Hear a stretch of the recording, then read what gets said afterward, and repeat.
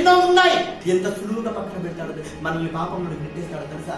చిన్ని చిన్ని అబద్ధాల ద్వారా, చిన్ని చిన్ని మాటలు తప్పిపోవడం ద్వారా. దేవుడి కార్యక్రమం ఉందనుకోండి, ఇప్పుడు మనం ఫోన్ చేసాం, రేపు దేవుడి కార్యక్రమం ఉంది, తప్పకుండా రావాలి. ఇప్పుడు ఏం చేశాడు మహాభక్తుడు? తప్పకుండా బ్రదర్ అన్నాడా? ఇప్పుడు ఏమైపోయాడు? కార్యక్రమానికి రాలేకపోయాడు. దీన్ని ఏమంటారో తెలుసా? సులువుగా చిక్కున పెట్టేస్తాడు, సులువుగా ఇతను అబద్ధాలు ఆడించేస్తాడు, సులువుగా ఇతను మాటలు తప్పించేస్తాడు. ఇలా మాటలు తప్పుకుంటూ బ్రతికితే దేవుడి పక్షాన ఉన్నవాడివేనా? నీ మాటలు దేవుడి కోసం నిలబెట్టుకోకపోతే నువ్వు దేవుడి పక్షాన నిలబడ్డవాడివేనా? దేవుడికి ఇచ్చిన ప్రతి మాటను నెరవేర్చే వాడిగా మనం ఉండాలి. ఇది చరిత్ర నేర్పుతున్న పాఠం.